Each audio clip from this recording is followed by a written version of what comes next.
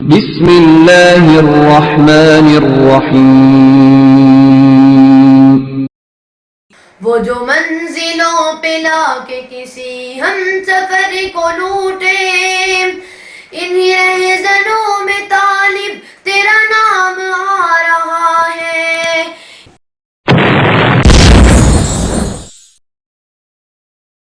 امام ابو حنیفہ رحمۃ اللہ علیہ کے بارے میں کتاب المجروحین جلد نمبر 3 صفحہ نمبر 73 پر جو ابو حاتم کی کتاب ہے اس میں امام ابو حنیفہ سے یہ بات مروی ہے۔ یحییٰ ابن حمزہ اور سعید بن عبدالعزیز کہتے ہیں سمعنا ابا حنیفہ یقول، ہم نے امام ابو حنیفہ رحمۃ اللہ علیہ کو یہ کہتے ہوئے سنا، لو ان رجلا عبد ھذا البغل، اگر کوئی اس خچر کی عبادت کرتا ہے تقربا بذالک الی اللہ جل وعلا، اور وہ اللہ کا تقرب چاہتا ہے اس عبادت کے ذریعے، لم ارا بذالک بأسا،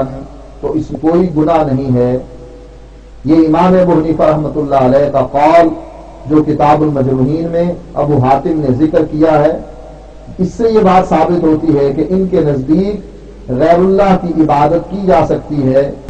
بسم اللہ الرحمن الرحیم۔ محترم سامعین، طالب زیدی نے یہ بول تو بول دیا، اس کے جواب میں صرف یہ شعر پڑھ دینا کافی ہے، جو چاند پر خاک اچھالتا ہے، ارے جو چاند پر خاک اچھالتا ہے وہ اپنے منہ خاک ڈالتا ہے۔ چونکہ امام ابو حنیفہ رحمہ اللہ تو امت اسلامیہ کے 4 متفقہ اماموں میں پہلے امام ہیں، جو سن 80 ہجری میں پیدا ہوئے اور سن 150 ہجری میں فوت ہوئے۔ وہ تو تابعی ہیں اور امت اسلامیہ میں بڑے بڑے مفسرین، بڑے بڑے محدثین، بڑے بڑے فقہا، بڑے بڑے علماء صلحاء اور اولیاء ان کے مقلد ہیں۔ بالفرض اگر اس بات میں ذرہ بھی صداقت ہوتی تو یہ حضرات سب سے پہلے اس پر تنقید کرتے اور امام ابو حنیفہ رحمہ اللہ سے برات کا اعلان کرتے، لیکن چونکہ اس الزام کی کوئی حیثیت ہی نہیں ہے، لہذا اسلامی تاریخ میں اس کی تردید تو کی گئی، اس کی توثیق نہ کی جا سکی۔ تعصب کا برا ہو کہ 15ویں صدی میں طالب زیدی کو یہ جرت و جسارت ہو گئی کہ وہ اس الزام اور بہتان کا وبال اپنے سر لے، اور وہ اس نے لے لیا، جبکہ اس کی اپنی علمی حیثیت یہ ہے کہ ناظرہ قرآن میں فیل ہے، ناظرہ حدیث میں فیل ہے، عربی گرامر میں زیرو ہے، لیکن جہالت و تعصب میں ہیرو ہے، اور اسی جہالت نے اسے اس مقام پر لا کر کھڑا کیا ہے کہ وہ ایسے متفقہ امام کے بارے میں اتنی بڑی غلط فہمی پھیلا رہا ہے۔ محترم سامعین، یہ طالب زیدی تو اس قدر جاہل اور نااہل ہے، مجھ جیسے طالب علم کے سامنے آ کر کھڑا نہیں ہو سکتا، پھر تیری کیا حیثیت؟ تو امت کے اتنے بڑے امام کے سامنے آ کھڑا ہوا اور بند کمرے میں بیٹھ کر زہریلا پروپیگنڈا شروع کر دیا، لہذا اب اگر میری زبان سے بھی تمہاری بابت کوئی سخت لفظ نکل جائے تو ناراض نہ ہونا، ہے یہ گنبد کی صدا، ارے یہ ہے یہ گنبد کی صدا، جیسی کہے ویسی سنے۔ محترم سامعین، ایک صحیح المزاج شخص کو سمجھانے کے لیے میری یہ بات کافی ہے، لیکن طالب زیدی اور اس کیٹیگری کے بدمزاج اور بدطینت لوگ یہ کہہ سکتے ہیں کہ آپ کی یہ وضاحت تو حنفی وابستگی کی بنیاد پر ہے، زیدی صاحب کے حوالے کا جواب کیا ہوگا؟ محترم سامعین، امام ابو حنیفہ رحمہ اللہ تو تابعی ہے، ظالموں نے تو حضرات صحابہ کرام اور خلفائے راشدین رضوان اللہ تعالی علیہم اجمعین تک کو معاف نہیں کیا، اور ان پر جھوٹے بہتان لگائے۔ اب جو لوگ اسی مجرمانہ ذوق کے حامل ہیں وہ ان الزامات کو آج بھی اچھالتے رہتے ہیں اور عوام کو گمراہ کرنے کے لیے حوالے بھی پیش کرتے ہیں۔ بیچارے عوام کو تفصیلات کا علم نہیں ہوتا، سند کی پرکھ نہیں ہوتی، راوی کے حالات کا علم نہیں ہوتا، تو یہ گمراہ صفت مقرر کچھ عوام کو کنفیوز کرنے میں کامیاب ہو جاتے ہیں۔ الغرض جب صحابہ کرام جیسی مقدس ہستیاں بھی بہتان تراشی سے نہ بچیں تو تابعین تو ان کے بعد ہیں، لیکن علماء اہل سنت والجماعت نے ہر دور میں اپنا فریضہ ادا کیا اور کتابیں لکھی اور ان الزامات کو جھوٹا ثابت کیا۔ امام ابو حنیفہ رحمہ اللہ کے خلاف اس طرح کے الزامات کی تردید میں قدیم اور جدید دور میں مختلف کتابیں لکھی گئی۔ اگر طالب زیدی میں امانت، دیانت اور تحقیق کا ایک ذرہ بھی ہوتا تو وہ اتنا بڑا بول بولنے سے پہلے اس الزام کی تحقیق کرتا، اس کی سند کی چھان پھٹک کرتا، اس کے الفاظ اور متن کی تحقیق کر لیتا، اور اتنا بڑا بول بولنے سے پہلے کم از کم اپنے ضمیر سے ہی پوچھ لیتا کہ اے ضمیر، کیا تو بھی میرے ساتھ ہے کہ نہیں، اور کیا تو میدان میں آ کر اس بہتان کو ثابت کر سکتا ہے۔ محترم سامعین، میری کوشش ہوگی کہ میں عام فہم انداز میں آپ کو بات سمجھا دوں۔ نمبر 1، کتاب المجروحین کی سند کے آخری راوی ابو مسہر ہیں، ان کے بعد یحییٰ بن حمزہ اور سعید ہیں۔ تاریخ بغداد کی اسی روایت میں بھی سند کے آخری راوی یہی 3 ہیں اور روایت کا عمومی مضمون یکساں ہے، لیکن تعجب ہے کہ کتاب المجروحین میں یہی 3 راوی بغل کا لفظ نقل کرتے ہیں جس کا معنی خچر ہے، اور انہی کی روایت جب تاریخ بغداد میں نقل ہوتی ہے تو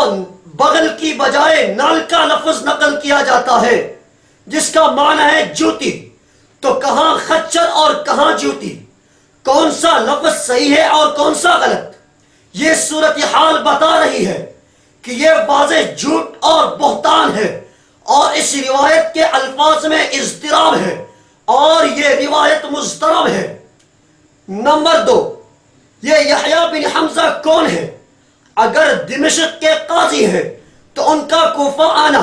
اور امام ابو حنیفہ رحمہ اللہ سے ملنا ثابت نہیں، اور اگر ان کے علاوہ کوئی اور یحییٰ بن حمزہ ہے تو وہ مجہول ہے۔ طالب زیدی، اب تو میدان میں آ کر واضح کرو کہ اس سند میں یحییٰ بن حمزہ کون ہے اور ان کی توثیق ثابت کرو۔ نمبر 3، ایک عام درجہ کا مسلمان بھی اس طرح کی بات نہیں کر سکتا، چجائے کہ ایک تابعی اور ایک متفقہ امام ایسی بات کرے۔ وہ شیشے میں اپنا ہی منہ دیکھتے ہیں، وہ شیشے میں اپنا ہی منہ دیکھتے ہیں، وہ شیشے میں اپنی شکل دیکھتے ہیں، وہ شیشے میں اپنی شکل دیکھتے ہیں، برے کو برا منہ نظر آ رہا ہے، برے کو برا منہ نظر آ رہا ہے۔ محترم سامعین،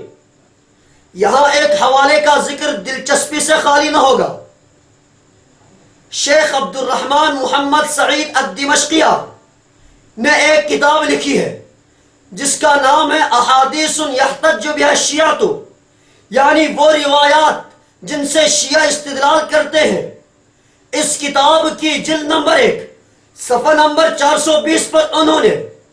اسی روایت کو نقل کیا ہے جس کو طالب زیدی نے بنیاد بنا کر امام ابو حنیفہ رحمہ اللہ کی طرف شرک کی نسبت کی ہے، اور شیخ عبد الرحمن کے بقول شیعہ اس روایت کو بنیاد بنا کر امام ابو حنیفہ رحمہ اللہ پر تنقید کرتے ہیں۔ اب طالب زیدی صاحب سے ہمارا سوال یہ ہے کہ آپ کی یہ تنقید اس دور میں کی گئی تھی جب آپ کی داڑھی کالی تھی اور آپ کو ڈھنگ سے کاغذ پکڑنے بھی نہیں آتے تھے، تو کیا اس وقت آپ شیعہ ہوا کرتے تھے یا سنی؟ یہ جانے جانا کو کہہ رہا ہوں، یہ جانے جانا کو کہہ رہا ہوں، سبق رقیبوں کا مت پڑھا کر، یہ جانے جانا کو کہہ رہا ہوں، سبق رقیبوں کا مت پڑھا کر، یہ خوف و خطرہ اندیشہ دل کو، یہ خوف و خطرہ اندیشہ دل کو ہے، لے نہ جائے تمہیں اڑا کر، یہ خوف و خطرہ اندیشہ دل کو